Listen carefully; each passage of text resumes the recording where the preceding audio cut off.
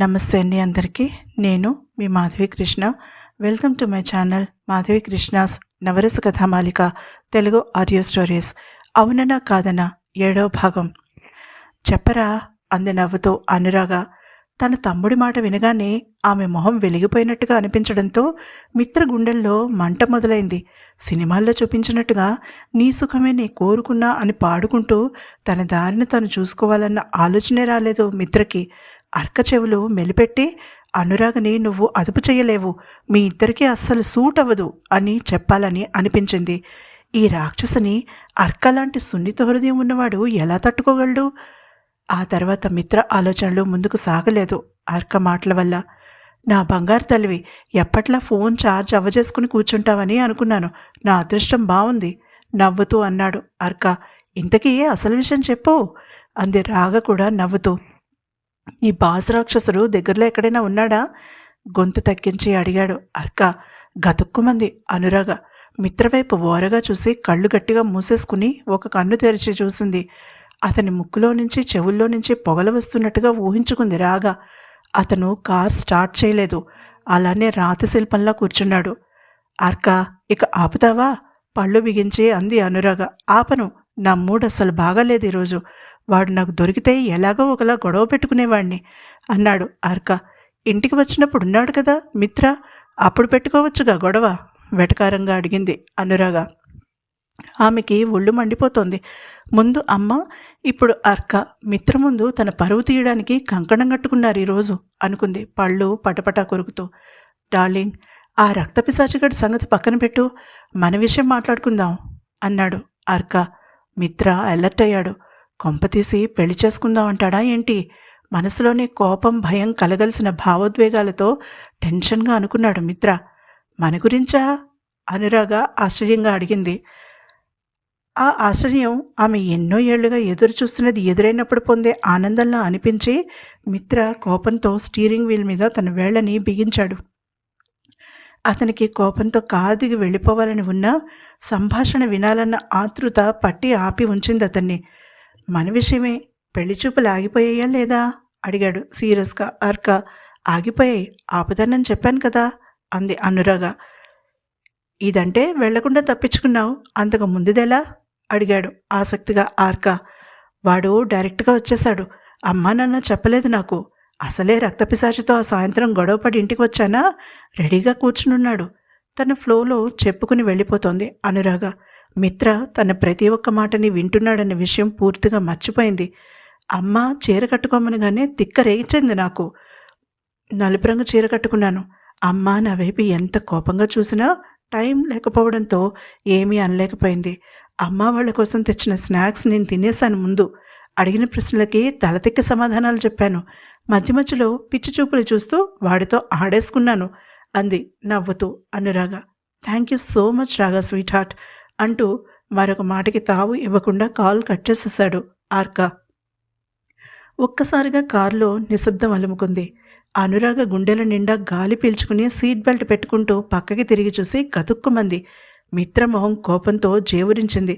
అందమైన అతని మొహం వేసవికాలంలో మధ్యాహ్నపు సూర్యుడిలా బగబగలాడిపోతోంది. ఆమె గుండె దడదడలాడింది. భయంతో గొంతు తడారిపోయింది. అతని పక్కన కూర్చుని తనే అతన్ని వాయిద్యమనంటే కోపం రాకేమవుతుంది? తనని తానే తిట్టుకుంది. వెళ్దామా చిన్నగా గొంతు సవరించుకుని అడిగింది. అలాగే మేడం అన్నాడు వ్యంగ్యంగా అతను. కానీ కార్ స్టార్ట్ చేయలేదు. నేను కొంచెం సేపున్నాక వస్తాను, నువ్వు వెళ్ళు అంటూ కారు దిగబోయింది అనురాగ. ఆమెకి అదే మంచిదనిపించింది మిత్ర కోపాన్ని ఫేస్ చేయడం కన్నా. కనీసం మధ్యాహ్నం దాకా అయినా ఆఫీస్లో అతన్ని ఎదుర్కోవాలి. అది అసాధ్యంగా అనిపిస్తోంది ప్రస్తుతం ఉన్న పరిస్థితుల్లో. కార్ డోర్ తీయబోయింది. అతను లాక్ చేసేశాడు. ఆమె భయంగా అతని వైపు తిరిగింది. నేను వెళ్ళాలి అంది కోపం తెచ్చిపెట్టుకుంటూ. ఉండు, అప్పుడే వెళ్ళిపోతే ఎలా? నీ రక్తం తాగద్దా నేను అన్నాడతను ఆమె వైపు చూసి నవ్వుతూ.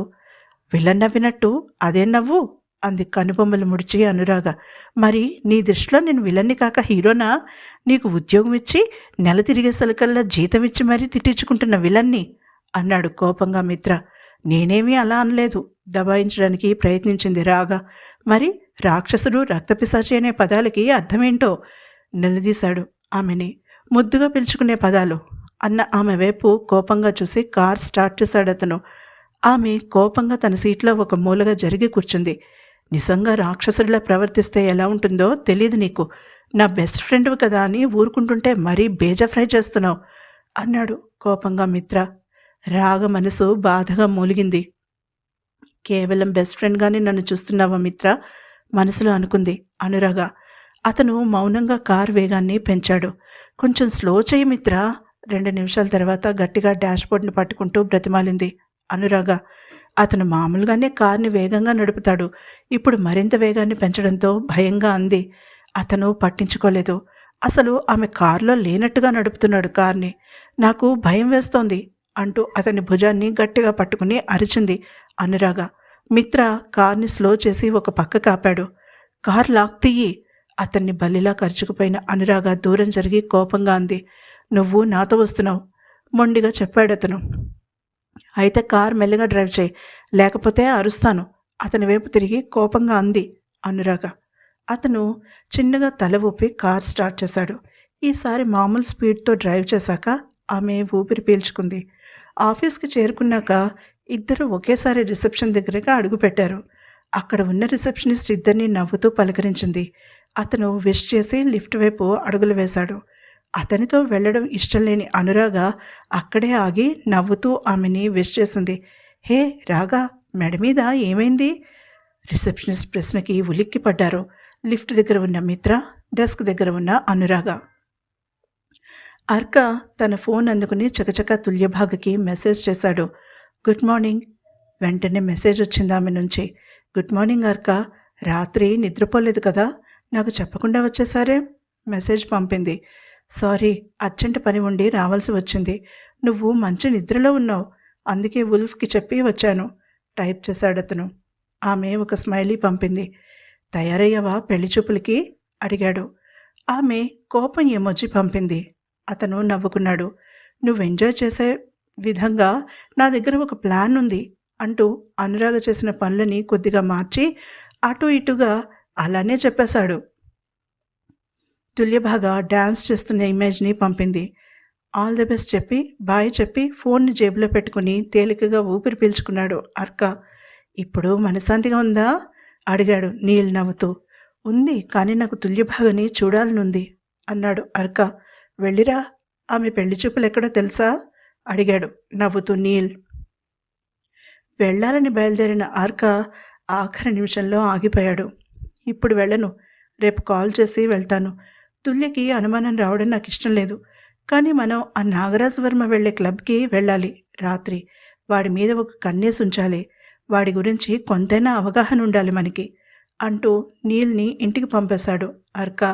రాత్రంతా నిద్ర లేకపోవడంతో నీల్ అర్క మాటలకి అడ్డు చెప్పలేదు. అతను వెళ్ళాక అర్క తల్లి దగ్గర కూర్చున్నాడు. ఆమె చేతిని తన చేతుల్లోకి తీసుకున్నాడు. అమ్మా, వాడికి బుద్ధి చెప్పే రోజు త్వరలోనే వస్తుంది. మన కుటుంబంలో విషం గుమ్మరించిన వాడి జీవితాన్ని క్షణక్షణం నరకం చెయ్యకపోతే నా పేరు మార్చుకుంటాను సున్నితంగా తల్లి అరచేతిని ముద్దు పెట్టుకుంటూ అన్నాడు అర్క. ఆమె గాఢనిద్రలో ఉన్నట్టుగా లయబద్ధంగా ఊపిరి పీల్చి వదులుతోంది, కానీ అర్క మాటలకి స్పందించలేదు. ఎవరికోసమో ఆగని సమయం మెల్లగా నడుస్తూ ఉంది. వర్మ ఎస్టేట్స్లోని బంగ్లాలో తండ్రి ఎదురుగా కూర్చుని ఉంది తుల్యభాగ. తల్లి, ఈ ఒక్కసారికి నా మాట విని ఈ రాక్షస కుక్కని ఇంట్లో వదిలి నువ్వు మన డ్రైవర్ని తీసుకుని వెళ్ళమ్మా బ్రతిమాలాడు నాగరాజవర్మ కూతుర్ని. తుల్యభాగ ఏమీ మాట్లాడలేదు. భయంగా వుల్ఫ్ మీద తన చేతి నుంచింది. పోనీ అక్కడి దాకా తీసుకెళ్ళి కుక్కని కారులో ఉంచు, నువ్వు భోజనం చేసి వచ్చేదాకా డ్రైవర్ చూసుకుంటాడు ఒక మెట్టు దిగి అన్నాడు నాగరాజు. తుల్యభాగ నిస్సహాయంగా తల ఊపింది. తండ్రి అంతలా అడుగుతుంటే కాదనలేకపోయింది. బంగారు తల్లి, అయినా అదేమిటమ్మా, పెళ్లిచూపులకి ఇలా నల్లచీర కట్టుకున్నావేంటి కళ్ళు పెద్దవి చేసుకుని అప్పుడే గమనించినట్టుగా అడిగాడు. ఆమె అమాయకంగా మొహం పెట్టి కళ్ళజోడు పైకి తోసుకుంది. ఇంట్లో ఆడదిక్కులేని సంసారం చెప్పేవాళ్ళు ఎవరున్నారని. సరే కానివ్వు, ఇక టైం లేదు, బయలుదేరు అన్నాడాయన. ఆమె ఆనందాన్ని లోపల దాచుకుని వుల్ఫ్కి సైగ చేసి తండ్రి కాళ్ళకి నమస్కరించి ఆశీర్వాదం తీసుకుని బయలుదేరింది వుల్ఫ్తో. అక్కడ తను అనుకున్నట్టుగా జరుగుతుందా అన్న ఆందోళన ఆమెలో లేకపోలేదు. తుల్యభాగం నుదురంతా చెమట బిందువులతో నిండిపోయింది. అంత చలిలో కూడా డ్రైవర్ గణేష్ హోటల్కి చేరుకున్నాక తలుపు తెరిచి ఉంచాడు. ఆమె దిగి ఉల్ఫ్ వైపు దీనంగా చూసింది. ఏమీ భయం లేదమ్మా, అక్కడ మేనేజర్ పాండురంగ ఉంటాడు, మిమ్మల్ని లోపలికి తీసుకువెళ్తాడు చెప్పాడు గణేష్. ఆమె చిన్నగా తల ఊపింది. తుల్యభాగ పేరు మీద హోటల్ పెట్టిన తర్వాత బాగా కలిసి రావడంతో మరిన్ని బ్రాంచ్లను ఓపెన్ చేసి తన వ్యాపారాన్ని మరింత వృద్ధి చేశాడు నాగరాజవర్మ. కన్స్ట్రక్షన్ కంపెనీ కూడా స్థాపించాడు. పెద్దలు ఇచ్చిన ఆస్తి కాకుండా తను వృద్ధి చేసిన ఆస్తి అన్ని కోట్లలో ఉన్నా వారసుడు లేకపోవడం అతనికి లోటుగా అనిపించడం తుల్యభాగకి బాధగా అనిపిస్తుంది. తండ్రి లోటు తను తీర్చలేదన్న బాధ, ఆడపిల్ల వారసురాలు కాకూడదా అన్న వ్యధ ఆమెని మరింత తన ప్రపంచంలో మునిగిపోయేలా చేశాయి. కూతురికి తగిన వాడిని తీసుకొచ్చి అల్లుడికి ఆస్తిని అప్పగించాలని నాగరాజవర్మ ఆలోచన. తనకన్నా పై అంతస్తులో ఉన్నవాడిని తెచ్చి చేస్తే అల్లుడు తన ఆస్తిని కలిపేసుకుని తనని నిర్లక్ష్యం చేస్తాడనే ఆలోచనతో తమకన్నా తక్కువ స్థితిలో ఉన్న వాళ్ళనే చూస్తున్నాడు. తన మూగ కూతురిని డబ్బు కోసమైనా చేసుకుని కృతజ్ఞతతో తనకి అనువుగా ఉంటాడు అల్లుడని అతని ఆలోచన. తండ్రి ఆలోచన కొంతవరకు గ్రహించిన తుల్యభాగ మనసు ఇలా పెళ్లి చూపుల ప్రహసనం జరిగినప్పుడల్లా మనసుకు ముళ్ళు గుచ్చుకున్నట్టుగా బాధని అనుభవిస్తూ ఉంటుంది. ఇప్పుడు ఆమె మానసిక స్థితి అందుకు భిన్నంగా కొద్దిగా ఉద్విగ్నంగా ఉంది. ఉల్ఫ్ పక్కన లేకపోయినా ఆమె చేతిలో ఫోన్ వైబ్రేట్ అవ్వడంతో చప్పున డిస్ప్లే చూసింది. అర్క టెన్షన్గా ఉందా? తన మనసు తెలిసినట్టుగా తన మెసేజ్ ఇవ్వడం ఆమెకి చాలా సంతోషాన్ని కలిగించింది. జేమ్స్ చనిపోయాక తన మనసుని తెలుసుకున్న ప్రియనేస్తం తనలాగానే మాట రాని ఉల్ఫ్ మాత్రమే. ఇప్పుడు అర్క మెసేజ్ వల్ల ఆమెలో ఆందోళన మెల్లమెల్లగా నెమ్మదించింది. నీ మెసేజ్ చదివాక టెన్షన్ పోయింది మెసేజ్ ఇచ్చింది. ప్రేమగా ఉల్ఫ్ని ముద్దు పెట్టుకుని గణేష్కి సైగ చేసి లోపలికి నడిచింది తుల్యభాగ. ఆమె ఆ హోటల్ యజమాని ముద్దులు కూతురుగానే అక్కడ ఉన్న స్టాఫ్కి తెలుసు. ఆమెని చూడగానే మర్యాదగా పలకరించాడు అక్కడ మేనేజర్ పాండురంగం. ఆమె సాధారణంగా చిరునవ్వుతోనే పలకరిస్తుంది, సైగలు బయట ఉపయోగించదు. అక్కడ స్టాఫ్ అందరికీ ఆమె బలహీనత తెలుసు, అందుకే మాట్లాడించడానికి ఎవ్వరూ ప్రయత్నించరు. పాండురంగం చిరునవ్వుతో ఆమెని లోపలికి తీసుకువెళ్ళాడు. ఒక మూలగా ఉన్న టేబుల్ దగ్గరకి ఆమెని గైడ్ చేశాడు. అక్కడ అప్పటికే ఒక వ్యక్తి కూర్చునున్నాడు. ఆమెని చూడగానే లేచి నిలబడి నవ్వుతూ పలకరించాడు. చూడడానికి బాగున్నాడు కానీ అర్క కన్నా కాదు. తుల్యభాగ మనసు వెంటనే ఒక తీర్పుని ఇచ్చేసింది. అంతలో ఆమె ఫోన్ వైబ్రేట్ అయింది. ఆమె తన కుర్చీలో కూర్చుంటూ పాండురంగానికి సైగ చేసింది. అతను చిన్నగా తల ఊపి వెళ్ళిపోయాడు. నెలకి 2 సార్లు తతంగం అక్కడ అలవాటే. ఆమె వైపు సానుభూతిగా చూస్తూ అతను అక్కడి నుంచి వెళ్ళడం ఆమె దృష్టిని దాటిపోలేదు. ఆమె దేన్నైనా భరించగలదు కానీ తన మీద ఎవరైనా జాలి చూపించినా సానుభూతిగా చూసినా తట్టుకోలేదు. తన కన్న తండ్రి తనని ఆ పరిస్థితిలోకి నెట్టినందుకు మొదటిసారిగా కోపం వచ్చింది ఆమెకి. ఎదురుగా కూర్చున్న పెళ్లి చూపులకి వచ్చిన అతను చిన్నగా గొంతు సవరించుకున్నాడు. తుల్యభాగ కళ్ళజోడిని పైకి తోసుకుంటూ మంచినీళ్లు గటగటా తాగేసింది. ఆమెకి సంభాషణ మొదలుపెట్టడం రాదు, అందుకే మౌనంగా కూర్చుంది. మీరు ఈ నలుపు రంగు చీరలో చాలా హాట్గా ఉన్నారు అన్నాడతను. ఆమెకి ముందు అయోమయంగా అనిపించింది, ఆ తర్వాత కోపం ముంచుకొచ్చింది.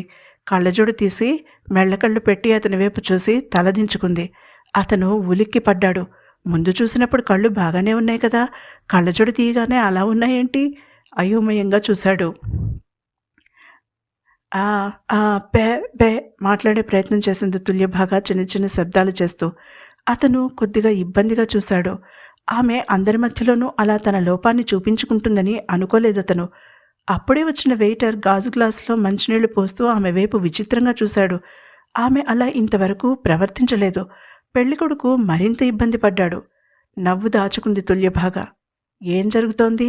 అర్క నుంచి మెసేజ్ వచ్చింది. ఆమెకి ఒక చిలిపి ఆలోచన వచ్చింది. అతనికి నేను చాలా హాట్గా ఉన్నానట నలుపు చీరలో, మీరేమో పెళ్లి చూపులు తప్పిపోతాయని అన్నారు టైప్ చేసింది. అటు నుంచి అర్క కంగు తిన్నాడు. కథ అడ్డం తిరిగినట్టుందేంటి అనుకున్నాడు. పెళ్లి చూపులకి నలుపు మంచిది కాదు కదా. మెసేజ్ ఇచ్చాడు. ఏమో అతనికి ఈ రంగు ఇష్టమనుకుంటా. మెసేజ్ పెట్టింది. వాళ్ళ అమ్మా నాన్నకి కూడా నచ్చిందా అడిగాడు. వాళ్ళు రాలేదుగా. స్మైలీ ఎమోజీ ఇచ్చింది. అర్క కోపంగా ఉన్న ఎమోజీని పంపాడు. తుల్యభాగకి నవ్వొచ్చింది. ఏమైనా ఆర్డర్ చేద్దామా అసహనంగా అడిగాడు వచ్చిన వ్యక్తి. ఆమె చప్పున తలెత్తి అతని కళ్ళలోకి చూసింది. అతనికి తనతో అలా కూర్చోవడం ఇబ్బందిగా ఉందని అర్థమై మనసు చివుక్కుమంది. ఎవరి బలవంతం మీదనో అతను అక్కడికి వచ్చి కూర్చున్నట్టుగా అనిపించింది తుల్యకి. ఇప్పుడే వస్తాను, మీరు ఆర్డర్ చేయండి, నేను ఇప్పుడే వస్తాను. అతనికి సైగలు అర్థం కావని గ్రహించిన ఆమె తన దగ్గర ఎప్పుడూ పెట్టుకునే పుస్తకంలో పెన్తో రాసి చూపించింది. అతను చదివి ఆమె వైపు వింతగా చూస్తూ తల ఊపాడు. ఆమె వాష్రూమ్ వైపు కదిలింది. ఆమెకి అర్కకి కాల్ చేయాలని అనిపించింది, కానీ కాల్ చేసి ఎలా మాట్లాడగలదు? అందుకే మెసేజ్ ఇచ్చింది. నాకు బాధగా ఉంది. ఇది నిన్న ఒక కండచీమ ఒంటి మీద పాకింది, మంచి నిద్రలో ఉండగా కుట్టేసింది అంటూ చప్పున తన చేత్తో మెడని దాచుకుంది అనురాగ. లిఫ్ట్లోకి అడుగు పెట్టబోతూ ఆగి మిత్ర ఆమె వైపు తిరిగాడు. రాగా, మీటింగ్కి సంబంధించిన ఏర్పాట్లు చేయాలి, త్వరగా రా అసహనంగా అన్నాడు. రిసెప్షనిస్ట్కి కళ్ళతోనే వీడ్కోలు చెప్పి వేగంగా లిఫ్ట్ వైపు అడుగులు వేసి అతనితో పాటుగా లోపలికి అడుగు పెట్టగానే తలుపులు మూసుకున్నాయి. థ్యాంక్ యూ చెప్పవా అడిగాడు అతను. దేనికి? కండచేమే కుట్టినందుకా? కోపంగా అడిగింది అనురాగ. దానికి నువ్వు థ్యాంక్ యూ చెప్తే కుదరదు, కానీ ఆ రిసెప్షనిస్ట్ నుంచి నిన్ను రక్షించినందుకు 2 నిమిషాలు పరీక్షగా చూస్తే అది చీమ కుట్టినది కాదని చెప్పే అనుభవం ఉన్న అమ్మాయి అన్నాడు మిత్ర. అనురాగ కనుబొమ్మలు ముడిచి చూసింది. తనకి బాయ్ ఫ్రెండ్ ఉన్నాడు చెప్పాడు మిత్ర. అనురాగ మొహం ఎర్రగా కందిపోయింది. అతను ఆమెని పరిశీలనగా చూశాడు. అలా చూడగు, 4 తగిలించబుద్ధవుతోంది అంది చురచురా చూస్తూ అనురాగ. ముద్దు పెట్టబుద్ధి కావడం లేదా? ఆమెని కవ్వించాడు మిత్ర. ఆమె కొరకొరా చూసింది. ఎన్నడూ లేనిది ఆమె తనతో అలా కోపంగా మాట్లాడుతుంటే అతనికి క్యూట్గా అనిపించింది. అతని మనసంతా గజిబిజిగా ఉంది. ఆమెని దగ్గరికి తీసుకుని ముద్దు పెట్టుకోవాలనుంది అతనికి, కానీ తనను తాను అదుపు చేసుకున్నాడు. చిన్నగా గొంతు సవరించుకుని తలుపులు తెరుచుకోగానే ఆమెకి ఒక సమాధానం చెప్పకుండా బయటికి అడుగుపెట్టాడు. అతను తనతో గొడవ పడతాడేమో అని ఎదురు చూసిన అనురాగ నిరాశగా చూస్తూ అతన్ని అనుసరించింది. ఆ తర్వాత ఆమెకి తీరికగా కూర్చుని ఆలోచించే సమయం ఇవ్వలేదు మిత్ర. ఆమెని పనిలో ముంచేశాడు. నీ ఫోన్తో సహా ఎవరి ఫోన్లు వాళ్ళ దగ్గర ఉండకూడదు, అన్నీ కలెక్ట్ చేసి లాకర్లో పెట్టు, నువ్వే స్వయంగా చేయాలి పని, త్వరగా, నేను 10 నిమిషాల్లో కాన్ఫరెన్స్ గదిలో ఉంటాను చెప్పి తను ఫైల్స్ చూసుకోవడంలో మునిగిపోయాడు. మిత్ర. ఆమె తిట్టుకుంటూ వేగంగా బయటికి పరుగు తీసింది. అతను చిన్నగా నవ్వుకున్నాడు. చెప్పినట్టుగానే అతను 10 నిమిషాల్లో మీటింగ్ హాల్లోకి వచ్చాడు. అప్పటికే అన్ని డిపార్ట్మెంట్ల మేనేజర్లు అక్కడ కూర్చుని ఉన్నారు.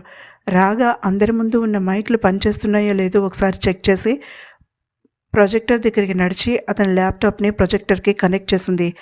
ఆమె మెడలో స్కార్ఫ్ ఉండడం గమనించాడు మిత్ర. అది ఎలా సంపాదించిందో కానీ చూడడానికి చాలా స్టైలిష్గా ఉంది. ఆమె మీద నుంచి తన దృష్టిని మరల్చుకుంటూ తను మాట్లాడాలనుకున్న విషయాల మీద ఫోకస్ పెట్టాడు మిత్ర. గుడ్ మార్నింగ్ అందరికీ చిరునవ్వుతో విష్ చేశాడు. అతని మనసులో రగులుతున్న బడబాగ్ని కేవలం అతనికి మాత్రమే తెలుసు. అనురాగ కూడా గ్రహించలేకపోయింది. దీప్ రియాల్టర్స్ ఒక టెండర్ని వేసింది చాలా ముఖ్యమైన ప్రాజెక్టు కోసం. అది మనకే వస్తుంది అని చాలా నమ్మకంగా ఉన్నాం. కానీ ఆ టెండర్ మన ప్రత్యర్థి కంపెనీ తుల్యభాగ కన్సల్టెన్సీకి వెళ్ళింది. జోక్ ఏంటంటే సరిగ్గా మనం వేసిన కోట్కి 10 రూపాయలు తక్కువగా వాళ్ళు టెండర్ వేశారు. అది వాళ్ళకి వెళ్ళింది చిరునవ్వుతో చెప్పాడు మిత్ర. మిత్ర కోపానికి అప్పుడు అర్థమైంది కారణం అనురాగకి. మన కోట్ ప్రత్యర్థి కంపెనీకి తెలిసింది అన్నది నిర్వివాదాంశం. అది ఎవరి పుణ్యమో తెలుసుకోవాలి మనం అంటున్న మిత్ర వైపు కోపంగా భయంగా చూశారు అందరూ. మిత్ర కోపం వాళ్ళకి తెలుసు కనుక. తర్వాత ఏం జరుగుతుందో తెలుసుకోవాలంటే తర్వాత ఎపిసోడ్ను వినండి. ఈ ఎపిసోడ్ కనుక మీకు నచ్చినట్లయితే తప్పకుండా లైక్ చేయండి. అలాగే నా ఛానల్ని సబ్స్క్రైబ్ చేసుకోవడం మర్చిపోకండి. తిరిగి మరొక ఎపిసోడ్తో కలుసుకుందాం. అంతవరకు సెలవు.